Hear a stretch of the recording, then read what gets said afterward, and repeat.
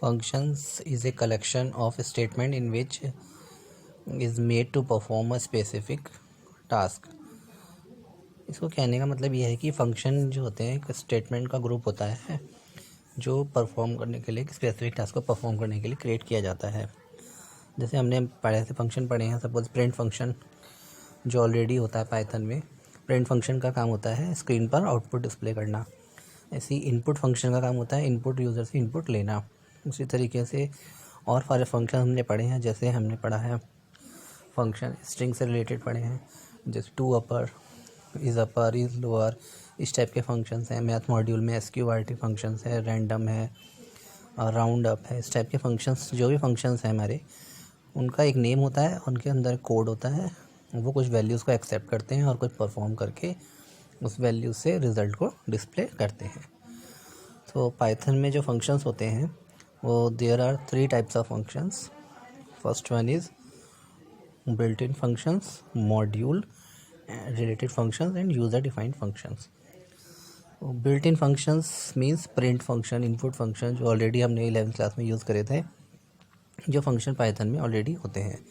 Module functions वो functions होते हैं जिनको यूज़ करने के लिए पाइथन लाइब्रेरी यूज़ करनी पड़ती है, वो मैं आगे डिस्कस करूँगा। नेक्स्ट हमारा पॉइंट यूज़र डिफाइंड फंक्शन।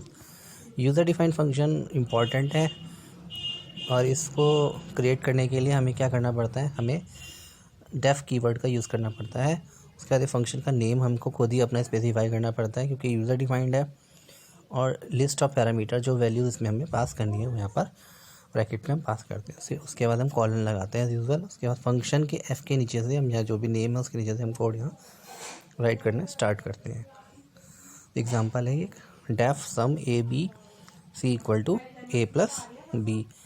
ये A और B का सम करने के लिए फंक्शन हमने क्रिएट किया है। फंक्शन हमारे कोई वैल्यू रिटर्न भी कर सकता है, उसका नेम है। रिटर्न स्टेटमेंट के थ्रू हम कोई वैल्यू को रिटर्न भी कर सकते हैं। ये रिटर्न भी आगे क्लियर हो जाएगा। फिलहाल हम नेक्स्ट पॉइंट पे चलते हैं।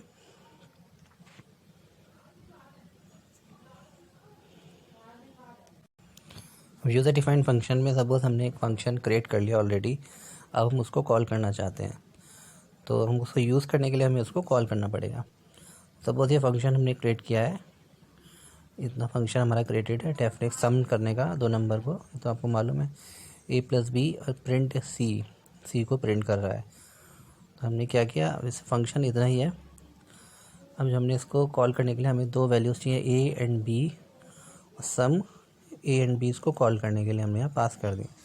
तो A एंड B में जो वैल्यूज़ आएंगी वो A और B यहाँ से पास हो जाएंगी। सपोज A में हमारा है, A हमारा 50 है और B में हमने डाला 60, तो ये वैल्यूज़ किस में जाएंगी, ये वैल्यूज़ जाएंगी यहाँ फंक्शन में चली जाएंगी, फंक्शंस में यहाँ पर A एंड B में 50 और 60, तो ये सम कर देगा A और 50 और 60 का, हो जाएगा 110, और C इसका आउटपुट आ जाएगा 110। सिमिलरली जैसे हमने यूज़ किया ऑलरेडी फंक्शन में यूज़ किया, मान ली मैथ का ही कोई SQRT, हमें जिसका स्क्वायर रूट निकालना होता है उसको पास करना पड़ता है। इसमें भी ऐसी सिमिलरली हमें क्या करना है, जिनका सम करना है उसको हमें यहाँ पे पास करना पड़ेगा। तो हमने यहाँ पे पास किया है A और B, इसे कहते हैं हम कॉलिंग। ठीक है, ये कॉल हो गया। इसके बाद कॉलिंग में क्या होता है, A एंड B को हम कहते हैं फंक्शन पैरामीटर है। ठीक है, तो ये 2 तरीके से फंक्शन हम यहाँ बना सकते हैं। एक तो हम उसको पास करेंगे, इस टाइप से फंक्शन है ये। अब इसमें आता है नेक्स्ट हमारा, कितने टाइप से हम ये आर्गुमेंट पास कर सकते हैं। A और B को हम डिफरेंट टाइप से पास कर सकते हैं, A और B। इसके बेसिस पे हमने फंक्शन को यहाँ पर डिफाइन किया, पोजिशनल आर्गुमेंट, डिफ़ॉल्ट आर्गुमेंट और कीवर्ड आर्गुमेंट। 3 तरीके से इसमें हम यूज़र डिफाइंड फंक्शन को भी डिफाइन क्या कर सकते हैं, हम कैटेगराइज कर सकते हैं। इसमें सपोज फर्स्ट ऑफ ऑल हम इसमें एक्सप्लेन करेंगे user positional argument. Positional argument हमने सपोज ये फंक्शन क्रिएट किया, फंक्शन डेफ कीवर्ड से होगा, फंक्शन का नेम है, फंक्शन में आर्गुमेंट है A एंड B, और ये माइनस कर रहा है तो माइनस के लिए हमने प्रिंट कर दिया A-B। तो वर्किंग वही है, A और -B का सम करेगा, सब्ट्रैक्शन करेगा और उसको प्रिंट कर देगा। अब इसको कॉल किया है, कॉलिंग होती है फंक्शन का नेम और फंक्शन के अंदर जितने पैरामीटर हमने पास किए हैं, तो उसमें 2 पैरामीटर रिक्वायर्ड हैं, 2 पैरामीटर किए हैं।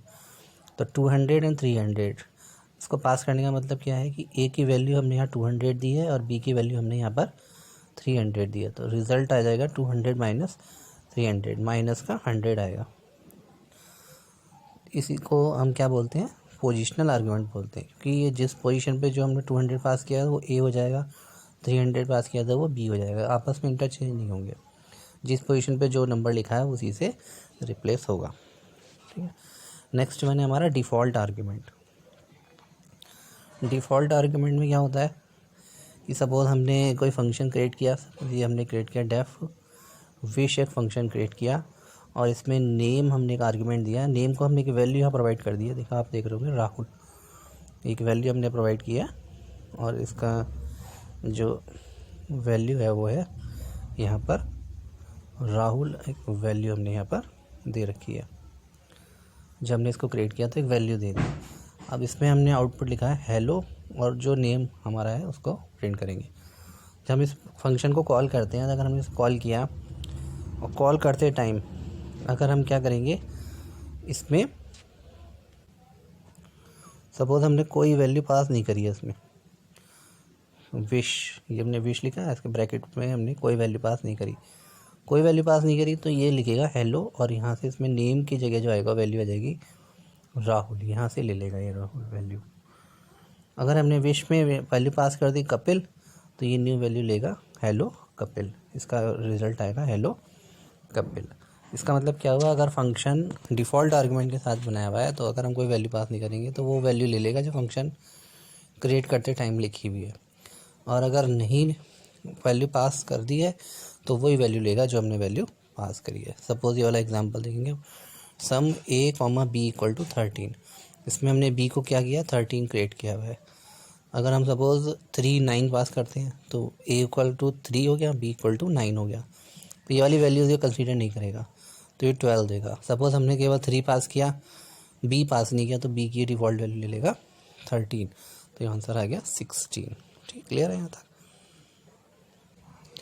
Third one is type of argument के हिसाब से अगर हम डिवाइड करेंगे तो third one is keyword argument. Suppose we have created a function def sum A और बी, अगेन सम करने का है और इसमें हमने ए और बी दो वैल्यूज़ को प्रिंट करा है, सम 3 और 9। तो इसमें क्या होगा, नाम कुछ भी हो सकता है, वर्किंग है प्रिंट ए और बी। तो जब सम 3 9 कॉल होगा, ए की वैल्यू है 3 और बी की वैल्यू है 9, तो ए और बी की जगह क्या आ जाएगा 3 और 9 प्रिंट हो जाएगा। अब सपोज़ हमने क्या किया, इसमें अगर मैं इसको चेंज कर दूँ 9,3 कर दूँ तो आंसर क्या आ जाएगा, ए की वैल्यू 9 हो जाएगी और बी की वैल्यू क्या हो जाएगी 3, क्योंकि जो फर्स्ट वैल्यू है वो ए है और दूसरी वैल्यू क्या है वो बी ही है। लेकिन अगर मैंने सपोज़ फर्स्ट वैल्यू में देना चाहता हूँ बी को, ठीक है, और सेकंड वैल्यू में देना चाहता हूँ ए को, तो मैं इस मेथड का यूज़ यहाँ पर ही करूँगा। सब मैं क्या करूँगा, जब I will call the function then I will write sum b equal to 9 and equal to 7, that means a equal to 7। a कौन सा पोजीशन होता है, फर्स्ट पोजीशन पर था, यहाँ पर कौन सी पोजीशन पर है, सेकंड पोजीशन पर, लेकिन a की वैल्यू a में ही यहाँ पर क्या होगी, इनपुट होगी। ठीक है, a इक्वल टू 7 नहीं लिखेंगे तो a की वैल्यू ये b की वैल्यू में चला जाता, यहाँ b इक्वल टू 9 लिखा है तो ये b में चला जाएगा। इसका ऑर्डर अगर मैं बदल दिया तो यहाँ पर ऑर्डर चेंज नहीं होगा, क्योंकि वैल्यूज़ हमने यहाँ पर इक्वल टू लगाकर पास किए, इसे बोलते हैं कीवर्ड आर्गुमेंट। ठीक है, 3 टाइप्स के फंक्शन आप समझ लीजिए, ठीक है, और इनको नोट कर लीजिए। इसके बाद ये आता है बिल्ट इन फंक्शंस, जो सेकंड टाइप ऑफ फंक्शंस हैं। बिल्ट इन फंक्शंस मैंने आपको पहले बता दिया, जो पाइथन में आप ऑलरेडी यूज़ भी कर चुके हैं, और इनको यूज़ करने के लिए आपको इनको डिज़ाइन नहीं करना, केवल इनको यूज़ करना है। तो यूज़ करने के लिए जैसे हमने फंक्शन यूज़ करें इंटीजर में कन्वर्ट करता है किसी भी स्ट्रिंग को, str स्ट्रिंग में कन्वर्ट करता है इंटीजर को, फ्लोट में कन्वर्ट करने के लिए हमें यूज़ किए थे सब। इनपुट लेने के लिए हम यूज़ कर सकते हैं इनपुट फंक्शन का यूज़, ठीक है। इवैल्यूएशन के लिए यूज़ कर सकते हैं, टाइप के लिए यूज़ कर सकते हैं। स्ट्रिंग में हमने लेंथ के लिए len यूज़ किया था, राउंड फंक्शन का यूज़ किया हुआ है हमने, राउंड करेगा 2 डिजिट तक। राउंड आपको मालूम है कैसे काम करता है, रेंज ऑलरेडी हम डिस्कस कर चुके हैं 11th क्लास में।